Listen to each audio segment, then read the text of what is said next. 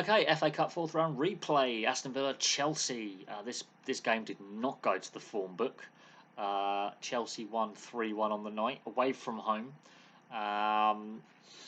And the less said about Aston Villa's performance, the better. They were absolutely dreadful.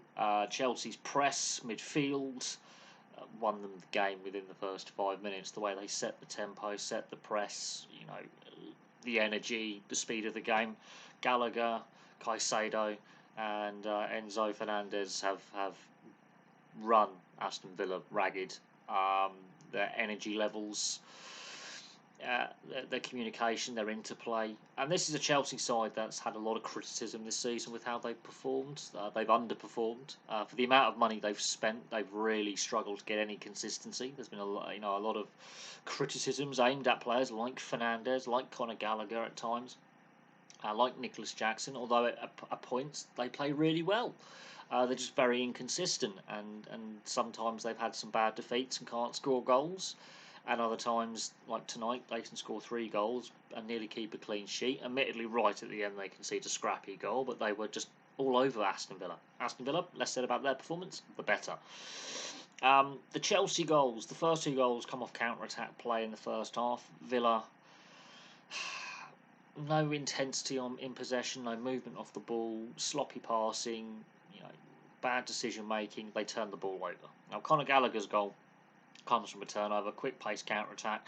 Nicholas Jackson had a very, very good game, very effective up front. It's his cross that eventually leads to Conor Gallagher getting the goal. He's basically walked into the Aston Villa box. A jog is a polite way of saying he walked in there. Unmarked, no pressure on him. He's got time and space to go. Should I blast this? Should I place this? And he places it with pace, with a nice side-footed finish into the top corner. And that's on 11 minutes. That's his first goal of the season. He had a very, very good loan spell at Crystal Palace. And while he's shown a lot of energy for Chelsea this season, in a very inconsistent side, a very young side for the most part, that's his first goal of the season, which is surprising because he had a very, very good game tonight. Showed a lot of energy, a lot of willingness, good press. And he was one of their better players.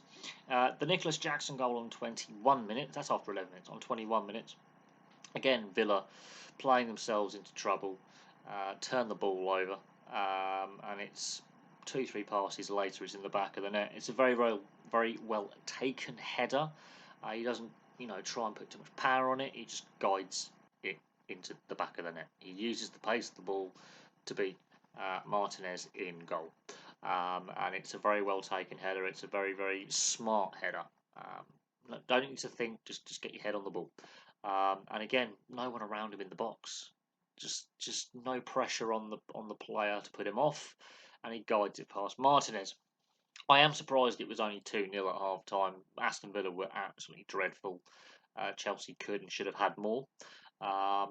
Villa did have a couple of shots. After the Conor Gallagher goal, they showed a little bit of fight back, but they tested Petrovic in the Chelsea goal. But then when the second goal goes in, there wasn't much pushback. There wasn't much energy. They looked disjointed. They look like the side that's had an inconsistent season, that's languishing in the mid-table, underperforming.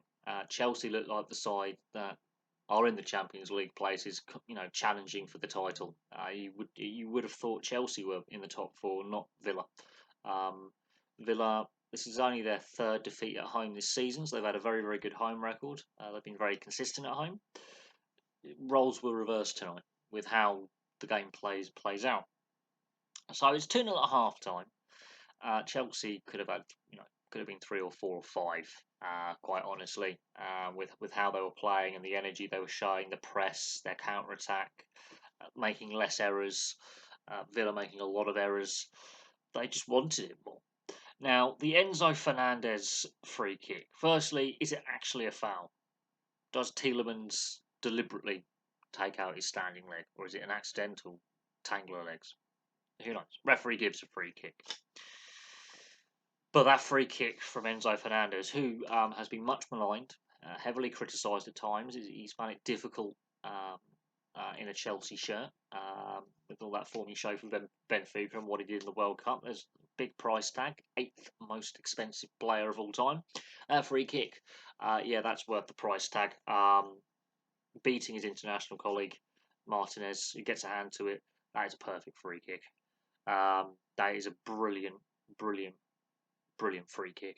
But the free kick comes from Villa again, getting themselves under pressure, not closing down players, lots of silly fouls.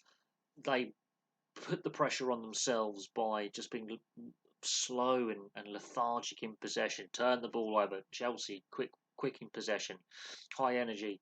Villa not really at the races, and so they put themselves under the pressure. But that free kick was absolutely fantastic. Absolutely fantastic free kick. Technically perfect. You couldn't ask for a better one. And Martinez is a world-class World Cup winning goalkeeper. Even he can't stop that. That's on 53 minutes. Now I'm surprised Chelsea didn't score more. They should have scored more. Martinez has made a cup. I think Martinez has a decent game. I think he was probably Villa's best player. And then for some reason, right at the end, Villa started to play. It took a long time for Unai Emery to make changes. I felt that was a bit weird. Maybe he should have made changes at half time to change the momentum and bring some energy. But they finally get going in the last 5-10 minutes. Mousa Diaby gets a scrappy goal on just on 90 minutes, right at the death, which would have annoyed, I think, Petrovic in the Chelsea goal, and I think the Chelsea team as a whole, because they have been exemplary up to that point. And it means they don't get that clean sheet.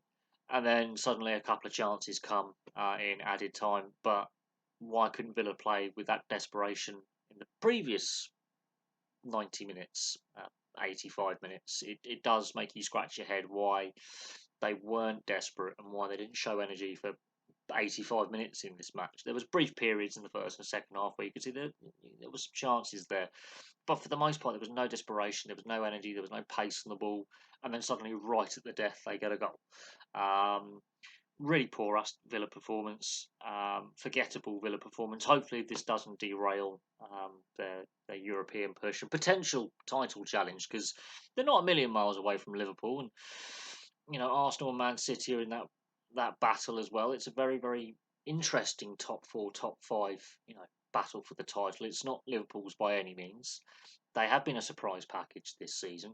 Hopefully this doesn't derail any European ambitions they have, or potential dark horse for the title. Chelsea, on the other hand, why can't they play like this week in, week out? 2 bad defeats in the previous 2 games. 2 really bad defeats. Why can't Chelsea play like this week in, week out? They've definitely got the skill and the ability. Is it a mindset? Is it a mentality? Is it too many signings? Is it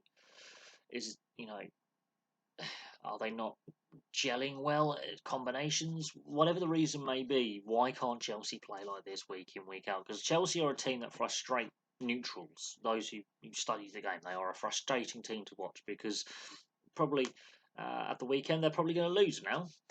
That's how Chelsea's season's gone. They win a couple of games, get on a little bit of a run like they've done recently, and then they have back-to-back defeats, and then they put a performance like this in. So consistency is an issue. Yet they've made it to one cup final, and they've made it to the quarterfinals of the other cup. So cup competitions could be their route to silverware and route to get some momentum going in their season, and try and build their season, and try and dig themselves out of a mid-table position to potentially, let's say, a Europa League place, because they're not making the Champions League places, not with how they're playing right now, not enough consistency.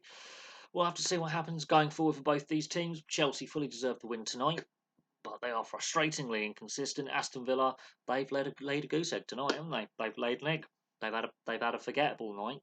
The defeat against Newcastle as well. Apart from that, they've had a pretty exemplary season, playing much above what was expected and really showing what they are capable of with Unai Emery. So, a bit perplexing from Villa tonight. Chelsea, why can't they play like that week in, week out?